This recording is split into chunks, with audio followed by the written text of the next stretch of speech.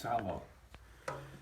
Folks, welcome to the Jake Feinberg Show. We're here in Wallkill, New York, and have an opportunity today to spend some time with my spiritual teacher, someone who's helped me grow and cultivate my original true spirit, Bapuji, Tisziji Munoz. Welcome back to the Jake Feinberg Show. Oh, thank you. Happy to be back again. I just want you to talk about the intergalactic nature of things and how we as in nothingness can get to a place of the intergalactic. Well, again, as I was saying on the porch earlier, we have but to remember we sleep every night, and that is a key to a bridge to our universal, say, intelligence. It's unconscious, but then we have to call it superconscious intelligence, which when we come back from it, we are not allowed to know much about it, but we do sleep, we enjoy our deep sleep, and we come back refreshed in order to continue our journey as mortal, self-conscious individuals. The sleep, though, it's not always peaceful inside. Well, that's not the sleep, that's the mind. Right, the mind is rarely ever peaceful. That's why I call it mind. Right, it's not the heart, but it's the mind, or the self, or the ego, which is stress itself. It is suffering itself. Self-limitation is what we mean by self. Right? Taking little bits and pieces and identifying with all of it and believing that's who we are. This missing the point of the universe itself. So that's why I say the heart is the universe is the heart. Can you go through the universe with us here? I mean, this is very important, the different levels. Well, the basic level, so physical level. Everyone knows they're a physical being, right? Alive is a physical being. Right? And as a physical being, you're not just a physical being because you can feel other than your physical body. You can feel, and therefore you're an emotional being. You're a feeling being, or as in the spiritual sciences, they call it the astral being. See? That's also what gives you access to the dream being. See? The dream level. So you have your physical, you have your astral, linking you to the, let's say, the subtle planes, the dream levels, but then also the imagination, which is also part of dreams, part of nightmares, right? And part of the creative intelligence that each is given in order to find our way back to the truth, see, of the infinite universe within as peace, as peace. How does the link occur between the astral and the dream?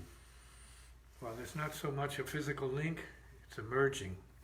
Can you explain? Can you go from let's say physical to emotional? How do you feel your emotion? How do you feel from emotion or thought? So you have a physical body, you have an emotion of the body, feeling, and then you have a thought. But in between those words, you have space.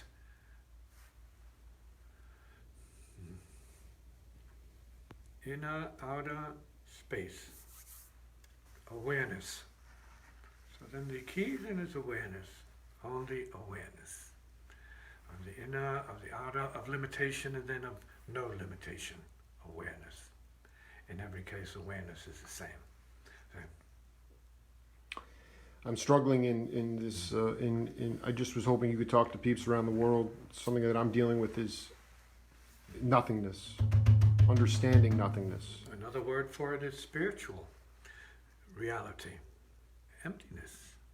You have material reality. Everybody knows what that is. Gravity, and then you have levity, or spiritual implications and subtle levels of light. You have weight, gravity, and then you have lightness, levity. To emptiness, right? Higher and higher and higher, finer, and then disappearance. It means you've entered another universe. Disappeared. So every night we disappear, by the way. That's what it's meant by sleep, dreaming, and unconsciousness. How early in your life did you enter another universe? You grew up around spiritualists your whole life. Yeah, so dreaming and visiting other universes is pretty normal. seeing other beings and things is pretty normal. Can you give some example? Ghosts, normal for some, not for others. The best other people can do is see a physical body and then say it's real. But then those with a different kind of vision see subtle bodies, light bodies, and they say those are real. So we are light bodies as well as physical bodies. So you have to remember you have a light body. Right? You are the light, in fact, as a light body. And you need to realize what that is in spirit and in truth, see, for what it is. Spirit and truth. The same? What is real, could be considered spirit, and what is spirit is infinite. What could be considered ultimately real.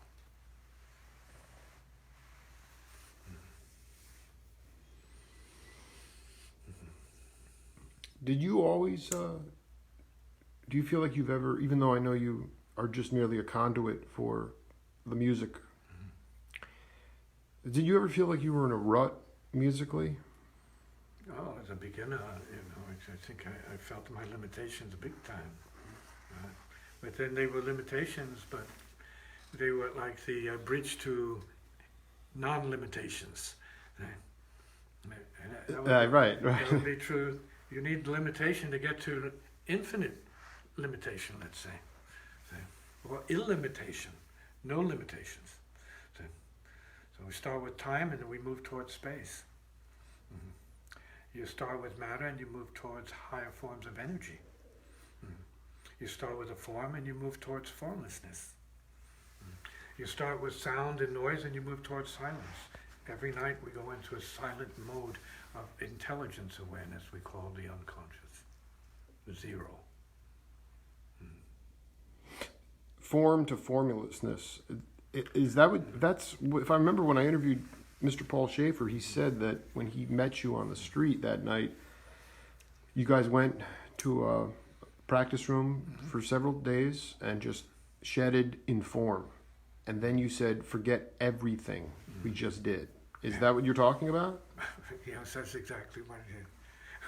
How do you do, learn it to burn it.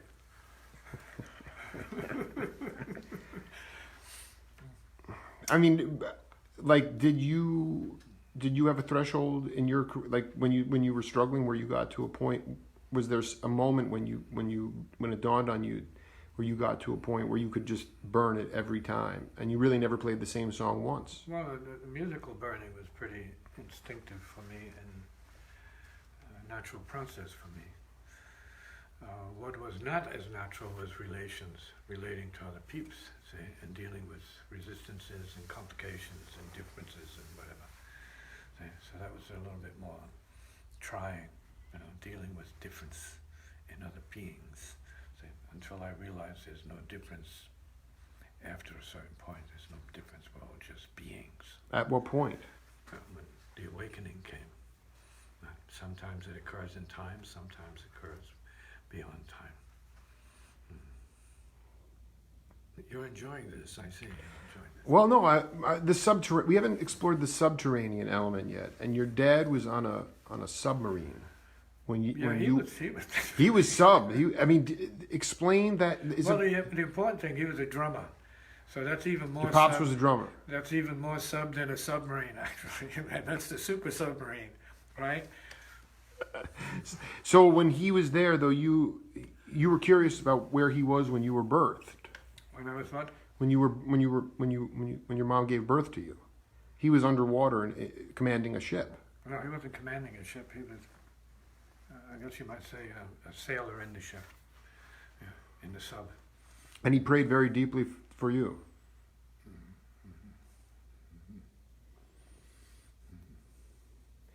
Did your how much of your original family, Puerto Rican side of your family, do you still communicate with? Not too many. These days it's mostly limited to immediate family.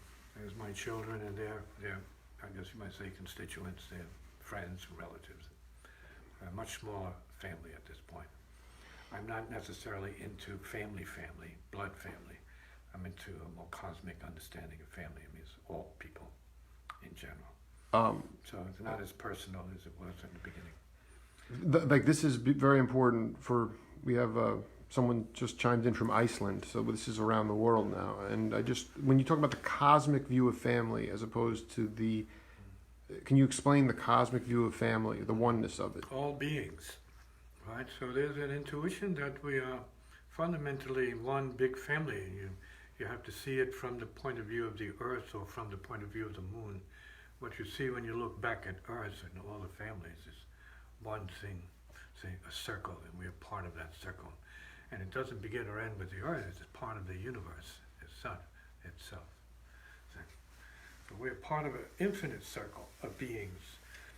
Most we don't know and do not conceive of, but in terms of the intelligence that is infinite, we can imagine, perhaps, how vast that is as we speak. Very vast.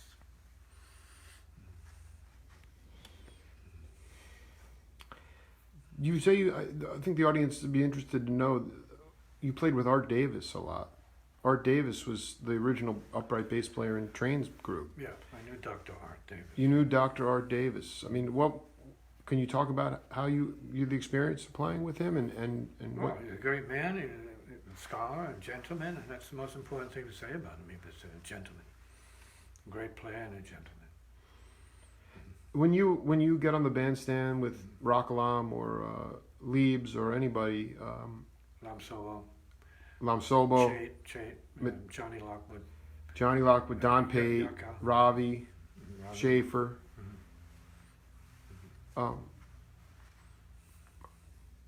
Like, do you ascribe to the idea that there really nothing? You guys are playing off the first sound you hear. We can do that. The idea is to use whatever you know to get to the nothingness, get to that place where it's happening, right? No one's doing anything but observing the nothingness of what's going on. Then we might have to acknowledge that that's what is called a creative impulse.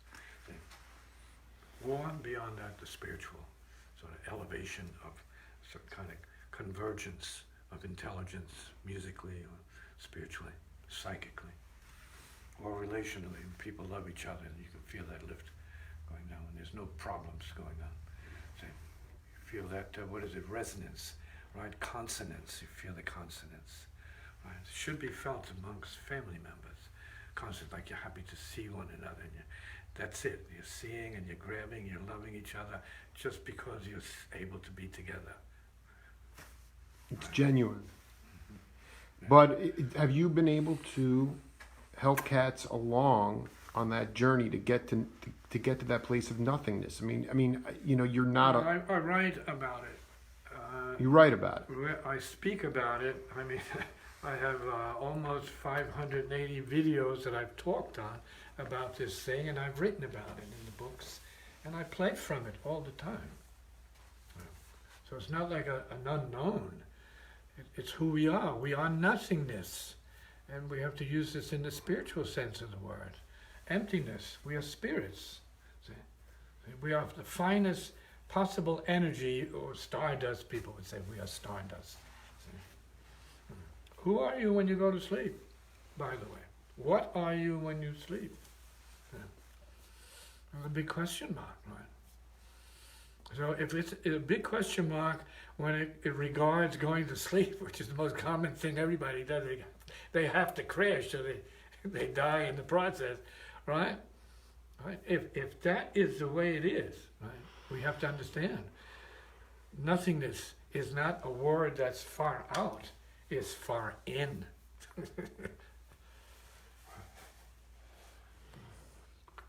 There you have it in a nutshell. It's far in, not far out nothingness, it's far in.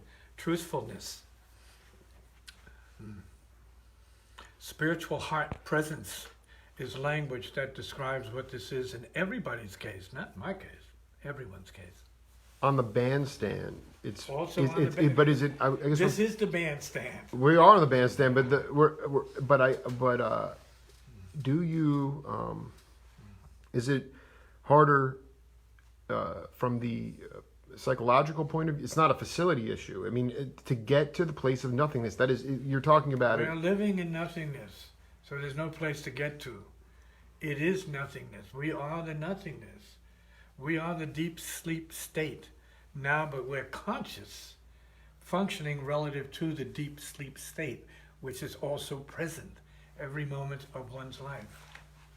But you know that there are plenty of cats that maybe, and you played with them, where they haven't been able to get over it. They can't get there. Not everybody gets there. Because it's a matter of openness to what it is. How many cats can you say that you know that are meditating on their deep sleepness? All right? Okay. And like that is more important than women, sex, money, everything else that's going on. The world. How many are saying, listen, dude, I'm into deep sleepness. Nothing else I used to be into more than that. Say, deep sleepness. Say, how's your deep sleepness going? Sir, ma'am, right? So we can bring the deepness out to one another if we cared enough about it, in fact, more than our love for and worship of neuroses. All the garbage that's going on around us that we're making more important than it was ever designed to be. Conflict more important than peace.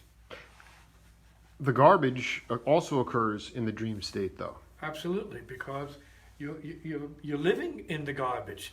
You are living as the garbage. You're living, therefore, from the garbage, right? You're bringing the garbage in when it has to be from the inside out. More spiritual light. More spiritual light out. From the inside out. Light from the inside out to others. Theory, concept, but also a form of practice. Extending the heart through its light beams, right? Light, essence, radiance. These are good words, right? And they speak the truth of the heart. Yeah? Did Yeah, Hugh.